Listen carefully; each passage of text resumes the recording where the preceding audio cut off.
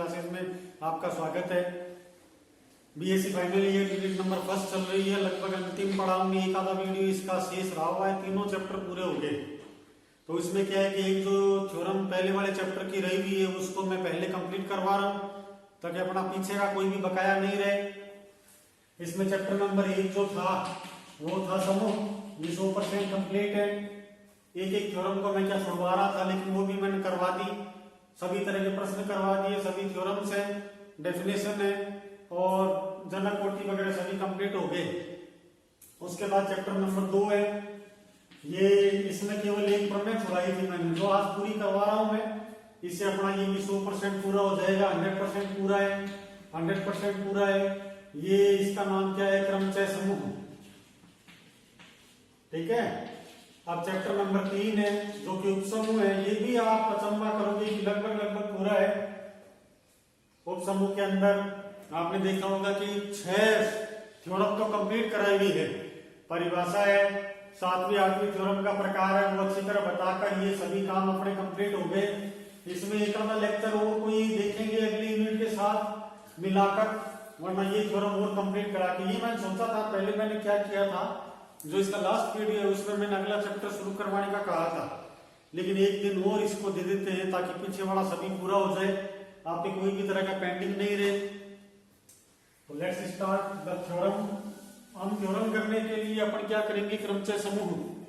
क्रमचय समूह की एक परिभाषा अपने को थोड़ी सी ध्यान में होनी आवश्यक है कि ये करते क्या है। तो एक वो आधा डेफिनेशन ले लेते हैं, पक्षांतरण करके। डेफिनेशन को अच्छी तरह लिख लो। पक्षांतरण है कोई भी चक्रीय क्रमचय जिसकी लंबाई 2 हो, कोई भी क्रमचय जिसकी लंबाई 2 हो, लंबाई 2 हो, वह क्या कहलाता है? पक्षांतरण कहलाता है। कहने का मतलब क्या है कि एक एग्जांपल आपके बोर्ड पे लिखता हूं और उसको अच्छी तरह बता देता हूं, फिर थ्योरम का प्रारूप बताकर आगे समझा दूंगा।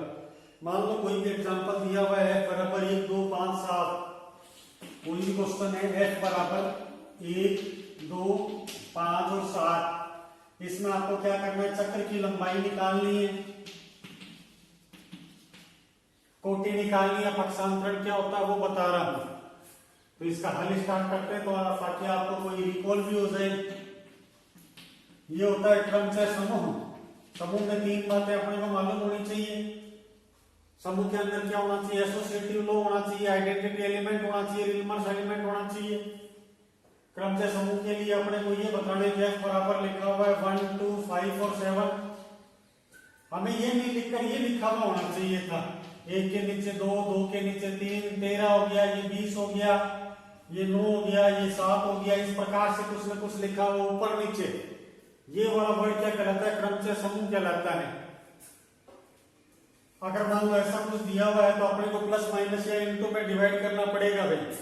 यहाँ पर कुछ लिखा हुआ होना जरूरी है। डॉट का 5 हो गया, प्लस हो गया, डॉट का 7 हो गया, या केवल डॉट हो गया। इन सभी बातों को अपन क्या बोलते हैं? समूह बोलते हैं। और क्रमचय समूह का मतलब क्या होता है? क्रम का चयन करते हुए। तो क्रम का चयन करते हुए अपने को क्रमचय समूह बनाना, तो सबसे पहले मैं क्या करूंगा? इसको ऊपर नीचे वर्गीकृत कर दूंगा। इसमें लिखा हुआ 1 2 5 और 7, यानी 1 2 3 4 5 6 7 सभी एलिमेंट मेरे को लिखने ही पड़ेंगे। उसके बाद में देखूंगा 1 की इमेज 2 है, 2 की इमेज 5 है, 5 की इमेज 7 है और 7 की इमेज 1 है। अब आगे रिपीट करने से मतलब नहीं है। 1 की इमेज 2 लिखा हुआ है, जो नहीं लिखा उसको एज इट इज लिख दो आप। ये क्या कहलाता है? क्रमचय के रूप में व्यक्त करना। और इसको पढ़ने का तरीका क्या बताया था? f1 का मान कितना है? 2 है। f2 का मान कितना है? 5 है।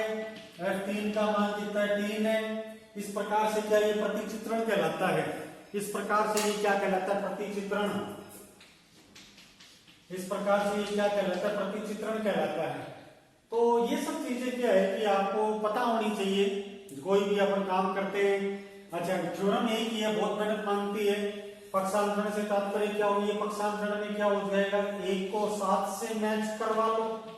1 5 है और 1 2 है, 2 लंबाई का होना चाहिए केवल। तो ये क्या कहलाता है? इसका पक्षांतरण कहलाता है। मैक्सिमम कितना कवर कर सकते हैं।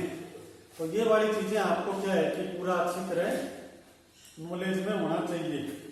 अब एक प्रमेय जो है वो मैं निकाल कर और उसको हल, बहुत इंपॉर्टेंट प्रमेय है, जिसको अच्छी तरह देख लो आप। प्रमेय को करने के लिए अपन क्या करेंगे, ये हमेशा स्टेटमेंट प्रूफ तो खैर नहीं आ सकती, इसको थोड़ा टिपिकल है, लेकिन थ्योरम को मैं अच्छी तरह बोर्ड पर बता रहा हूँ। फिर अगला चैप्टर शुरू करेंगे। जेपीएस के बुक का स्टेटमेंट ले रहा हूं मैं, आप कोई भी बुक का स्टेटमेंट ले सकते हैं, ये अल्टीमेटली अपने को याद होनी चाहिए। अब चूंकि थ्योरम एक ही है तो ये एक साल आती है, अगले साल हटा देते हैं, उससे अगले साल फिर आती है, तो ये सब काम आप लोग साथ साथ में करते रहना। थ्योरम को अच्छी तरह बता रहा हूँ, बहुत डीपली समझा रहा हूँ। पहले स्टेटमेंट, एकमात्र थ्योरम है, साथ में समझते रहना। ये है कि एन कोटि यानी अक्षांक, एन कोटि और ब्रैकेट में लिखा हुआ अक्षांक के सभी समक्रमचयों का समुच्चय एन, के सभी समक्रमचयों का समुच्चय कैपिटल एन एक समूह है जिसका सूचकांक, एक समूह है जिसका सूचकांक n फैक्टोरियल बटा 2 है। ठीक है, इसको डीप बता रहा हूं मैं। कोई भी तरह की दिक्कत हो, आपके पास किताब है, उससे बिल्कुल देखोगे तो आपको अच्छी तरह समझ में आ जाएगा। थ्योरम को करने के लिए बेसिक नॉलेज काफी चाहिए। चैप्टर क्या सभी पढ़े हुए होने चाहिए, केवल ये चैप्टर करने पर आप ये थ्योरम याद तो कर सकते हो लेकिन समझ नहीं सकते। एन कोटि यानी अक्षांक का मतलब क्या होता है, अवयवों की संख्या कुल में n, यानी कोई भी आपके पहले ये प्रूफ अच्छी तरह समझ लो। आपको सिद्ध क्या करना है, 2 चीजें सिद्ध करनी है इसके अंदर, है ना। पहले वक्त में अच्छी तरह बता देता हूं इसको करना क्या है। पहला नंबर तो इसमें ये सिद्ध करना है कि ये समूह होता है, क्रमचय जो होता है वो समूह होता है। समूह का मतलब 3 बातें हैं, साचार्य, तत्समक और प्रतिलोम। दूसरा नंबर इसमें सिद्ध क्या करना है कि सम क्रमचयों की संख्या n फैक्टोरियल बटा 2 है, तो इसका मतलब विषम ये हो जाएगा, तो इसका मतलब पूरा कितना हो गया, n अक्षांक हो गया, ये n फैक्टोरियल हो गया। ये अगर सम क्रमचयों की संख्या है तो ये विषम क्रमचयों की संख्या है। सम और विषम कैसे होते हैं उसके लिए बहुत बढ़िया आपको पढ़ना आना चाहिए। मैं थोड़ा समरी करके बता देता हूं ताकि जो पहली बार इसको देख रहा है वीडियो को उसके भी समझ में आ जाए, और जो काफी मेहनत करके इस वीडियो तक पहुंचा है उसको ये बढ़िया तरीके से बिल्कुल दिमाग में फिट हो जाए, ताकि कोई भी तरह के एग्जाम को क्वालिफाई कर सके। बड़े लेवल के एग्जाम नेट गेट में ये बेसिक कंसेप्ट आते हैं।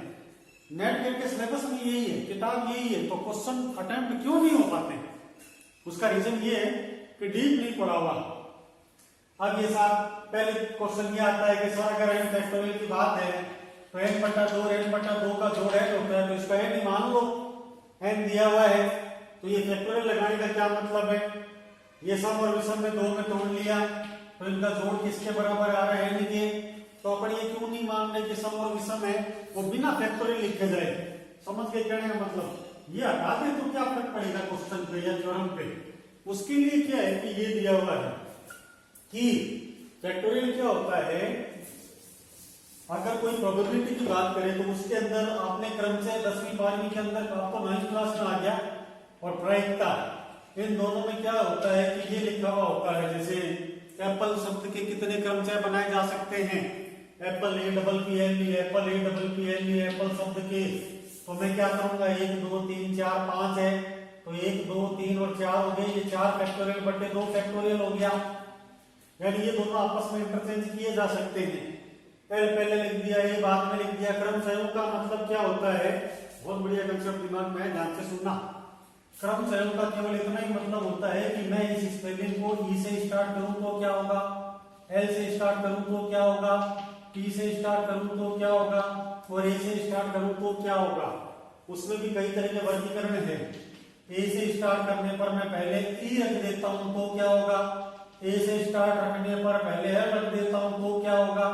इस प्रकार से तरीकों के अंदर तरीका, तरीकों के अंदर तरीका, यानी गिलास के अंदर गिलास, गिलास के अंदर गिलास, गिलास के अंदर गिलास, ये वर्ड कहलाता है अनुक्रम।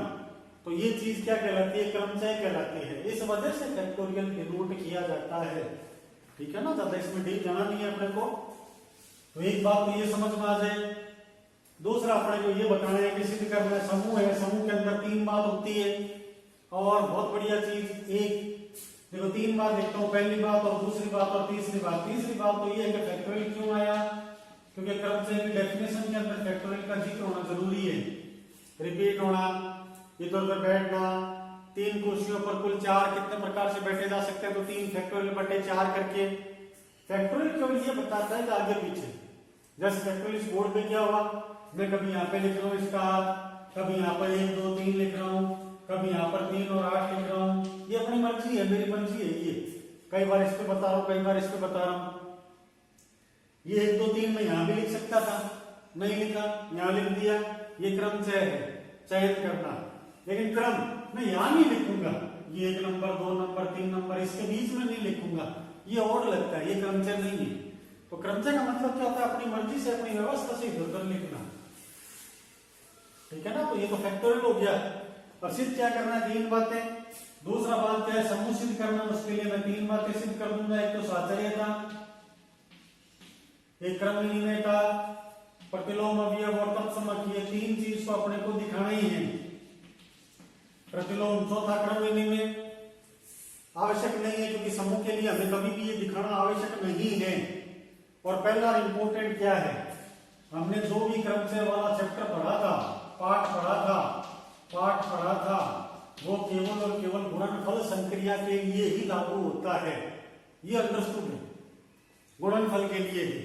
कभी भी क्या है कि 2 चीजों को प्लस में नहीं लिखा, जैसे मेरे को कई बार ये बताया रो का मान है 1 2 3 और 6, तो मैं रो का मान क्या लिखूंगा, ये ऊपर नीचे लिख दिया 1 2 3 4 5 6, 1 की इमेज 2 2 की 3 3 की 6 6 की 1 और 5 की 5।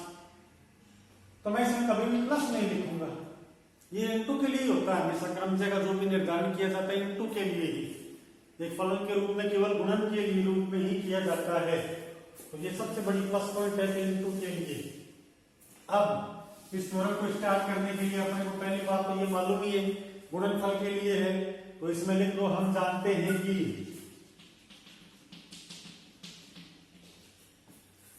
गुणन संक्रिया के लिए हम जानते हैं कि क्रमचय गुणन एक सम क्रमचय होता है। हम जानते हैं कि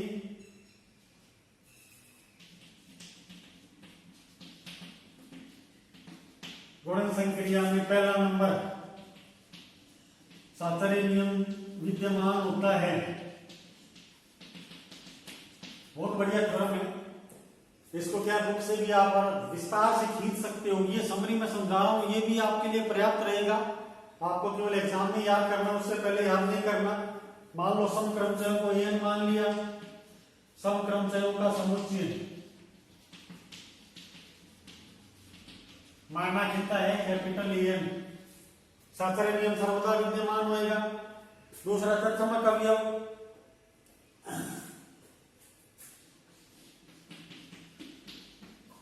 तत्समक अवयव का तात्पर्य क्या होता है, सम क्रमचय हमेशा गुणन संक्रिया के तत्समक अवयव का पालन करता है।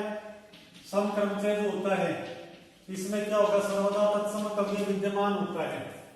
अब ये तत्समक अवयव कहां पर मैंने करीब 100 बार बोला है। इसके वीडियो आप दोबारा देखोगे तो आपको अच्छी तरह समझ में आएगा। ये सम और विषम क्रमचय ये लिखा हुआ 1 2 3 4 5 है, 1 2 3 4 7 है। सपोज करो रो का मान निकालना, तो रो की वैल्यू कितनी आ जाएगी, 1 2 3 4 5 6 7, 1 की इमेज 2 2 की इमेज 3 3 की इमेज 4 4 की इमेज 7 7 की इमेज 1। तो 5 और 6 के नीचे खाली रह गया, 5 और 6 के नीचे, तो 5 की इमेज 5 बनेगी, 6 की इमेज 6 बनेगी। ये सभी चीजें जानते हैं, 5 की 5 और 6 की 6। तो 5 को इस प्रकार लिखा जाता है। ये चीज क्या कहलाती है, तत्समक अवयव कहलाती है। ये बात आपको ध्यान में पहले तो पता ही था, नॉर्मल बात है, इसमें कोई वो तो है नहीं कि कोई बड़ी चीज है। तो ये सर्वदा विद्यमान होती है भाई, सर्वदा तत्समक अवयव विद्यमान होगा, तत्समक अवयव विद्यमान होगा। तीसरा प्रतिलोम अवयव, ये वेलोम अवयव है। प्रतिलोम अवयव क्या बताया था, यदि ए का मान 1 2 3 4 है, 3 4 1 2 है, तो प्रतिलोम क्या होता है, अपन ने तुरंत क्या किया था, पलटी लगा दी थी, ऊपर 3 4 1 2 लिख दिया, नीचे इसके रेस्पेक्ट में नंबर लिख दिए। तो ये अंडरस्टूड है कि हर एक का प्रतिलोम अवयव विद्यमान होता है, हर एक अवयव का। आपको इसमें कोई भी तरह की कभी भी परेशानी नहीं होगी। डायरेक्ट लिखना है, इसको पलटी मारोगे तो 1 2 3 4 नीचे आ जाएगा, और इसको वापस क्या लिख दोगे, 1 2 3 4 लिख दोगे, तो रेस्पेक्टिवली आप उसके आगे डाटा डाल सकते हो। तो प्रतिलोम अवयव भी सर्वदा विद्यमान होता है। अतः एन क्रमचय समूह के लिए एक समूह होगा, ठीक है ना, इसमें कोई वो ज्यादा। अतः एन क्रमचय समूह के लिए, क्रमचय समूह के लिए एक समूह होगा। ये बात बस यहीं तक ही है।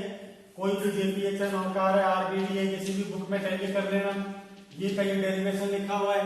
एक बात तो आपके प्रूव हो गया, और दूसरा बात मैं अच्छी तरह बता रहा हूं, उसकी लैंग्वेज क्या है, किताब से डिक्टो देख लेना, समझाना ये बहुत बढ़िया तरीके से चाहिए और समझना भी चाहिए।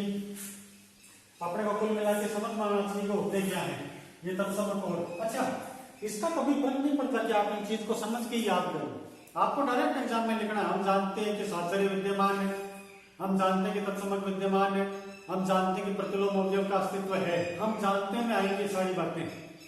कभी भी ऐसा नहीं करना चाहिए कि आपको डी बताओ साथ में एग्जाम्पल देखिए, ये गलत तरीका है। ये मैं आपको समझा रहा हूँ कैसे होते हैं, ताकि आपको कोई पूछे या कभी खुद मनन करो तो ये पता चले कि हाँ भाई तत्समक और प्रतिलोम इस प्रकार से हमने निकाले थे, बस। अब इसमें अगला ये थोड़ा नोटिफिकेशन बुक के जैसा लिखकर, और इसको मैं आगे दूसरा नंबर है, माना एस एन समुच्चय है, इसमें E1 E2 EM ये समक्रम से ले लो, O1 O2 ON OR ये विषम क्रम से ले लो, कुल मिलाकर कितने अवयव हो जाएंगे, m प्लस r बराबर n फैक्टोरियल होने चाहिए। ठीक है, जरा सा नोटिफिकेशन लिख लेता हूं मैं, alpha E1 alpha E2 alpha EM विषम क्रम से ले लो सारे, सेम एज इट इज ये ले लें। और दूसरा नंबर जो दिया हुआ E1 जो इंग्लिश वर्ड होता है उससे भी है, इसको हिंदी में क्या बोलते हैं, समक्रम से, odd O double D odd, odd से ओ ले लिया, इसमें ज्यादा ये दोनों जोड़ने पर क्या है, फैक्टोरियल आना चाहिए दोनों अवयवों को ऐड करने पर। तो पहला alpha E1 alpha E2 alpha EM ले लिया, है ना। ये थोड़ा सा नोटिफिकेशन ध्यान में रखना ताकि सभी स्टूडेंट के एक तरीके से काम करें। और अगला O E1 O alpha O2 और अल्फा OR ले लिया, ठीक है ना। ये नोटिफिकेशन बहुत जरूरी है।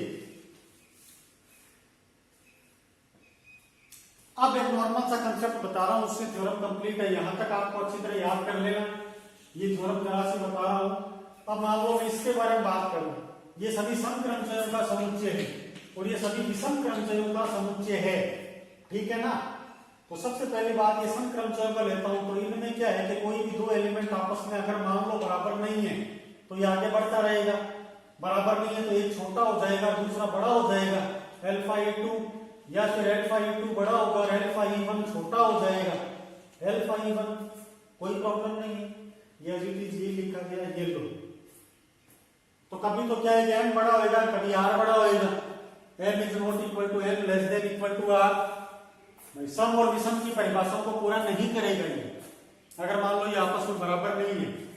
अगर ये बराबर है तब तो ठीक है, आपस में बराबर नहीं है तो ये क्या है कि या तो r से छोटा होएगा, m की वैल्यू लेस देन r होएगी। अगर मान लो दूसरे वाला हो अल्फा ओ m, दो आपस में बराबर नहीं है, is not equal to alpha O K, alpha O के बराबर नहीं है तो क्या हो जाएगा, r लेस देन m हो जाएगा। समीकरण नंबर 1 और 2 है, ठीक है ना। त्रिविभाजक नियम एक बार देखो, एक छोटा सा नोट लिखवा देता हूं मैं, उससे क्या है कि ये आपके यहां से हटा देता हूं, ये लिखा हुआ पड़ा है, कोई दिक्कत नहीं। सेकेंड ईयर में नियम होता था त्रिविभाजक नियम, ठीक है। एक आधी बात इसमें रिकॉल करवा रहा हूं। सेकेंड ईयर के अंदर एक थ्योरम हुआ करती थी जिसका नाम था अंतर्वर्ती मान प्रमेय, यूनिट नंबर 3 थी फर्स्ट पेपर के अंदर। ये फर्स्ट पेपर की फर्स्ट यूनिट है और फर्स्ट पेपर की तीसरी यूनिट है। ये पहली यूनिट है और ये तीसरी यूनिट। तीसरी यूनिट में क्या है कि दो अवयव आपस में कभी भी बराबर ना हो। बराबर नहीं तो क्या हो जाएगा, F A greater than F B हो जाएगा, या क्या हो जाएगा, F B greater than F A हो जाएगा। ये नॉर्मल सी बात है। अगर इसे भी मान लो दिमाग में नहीं बैठ रहा तो त्रिविभागीय नियम लिख रहा हूं। ये सेकेंड ईयर के अंदर दिया हुआ है। त्रिविभागीय नियम क्या है कि धरती में कोई भी दो नियम, दो नंबर जो होते हैं वो 3 नियम का पालन करते हैं। मैं क्लास में आया और आते ही कहा हाँ मैं स्टूडेंट अपने मन में दो कोई भी नंबर सोचो, तो कहीं क्या सोचेगा, 2 और 2 सोचेगा, कोई 2 और 120 सोचेगा, और कोई 0 और माइनस में 500 सोचेगा। ये अपनी मर्जी है। तो एक त्रिविभागीय नियम बना कि धरती में कोई भी दो नंबर जो होते हैं ना वो 3 नियम का पालन करते हैं। पहला या तो ए ग्रेटर देन बी, या बी ग्रेटर देन ए, या ए बराबर बी। ठीक है, इन 3 के अलावा कोई भी तरीका हो नहीं सकता। ठीक उसी प्रकार जब कोई भी दो नंबर आपस में बराबर नहीं है तो या तो ये छोटा होगा या फिर आर छोटा होगा। कहने का मतलब क्या है कि कभी ये छोटा और कभी ये छोटा ऐसे बोल नहीं सकते गणित में। ये गणित में क्या अंक हैं, ये कोई उम्र की बात नहीं चल रही या फिर पेन की लंबाई की बात नहीं चल रही। तो अंकों में क्या होगा, कभी ये छोटा और कभी ये छोटा, तो इसका मतलब कहीं ना कहीं क्या हो गया, एम बराबर आर हो गया। एम किसका है, यहाँ पर लिखा हुआ है सम संख्याओं का समुच्चय है। आर किसका है, विषम संख्याओं का समुच्चय है। इस समीकरण में पुट कर दो एम और आर की वैल्यू, तो ये कितना हो जाएगा, 2r बराबर n फैक्टोरियल। तो r का मान कितना हो गया, n फैक्टोरियल बटा 2। ठीक इसी प्रकार जब r की वैल्यू पुट करोगे तो ये कितना हो जाएगा, m बराबर n फैक्टोरियल बटा 2। सम विषम सम मानना है आपने m को, तो ये सिद्ध करना था n फैक्टोरियल बटा 2 होता है। तो कोई भी बुक में इसका डेरिवेशन देखोगे ये मिलेगा। तो ये अपना आज तक का 100% काम कंप्लीट हो गया। अब जो नेक्स्ट पहले वाले वीडियो में कहा था वो दोबारा कह रहा हूं मैं कि अगला यूनिट नेक्स्ट वीडियो में स्टार्ट करेंगे। फिर कोई भी काम पेंडिंग नहीं है। एक सैकड़ों टॉपिक बच गया, वो एक्स्ट्रा टॉपिक है, आपके सिलेबस में तो दिया हुआ है लेकिन अगली यूनिट के साथ पूरा करेंगे। ठीक है स्टूडेंट, थैंक यू।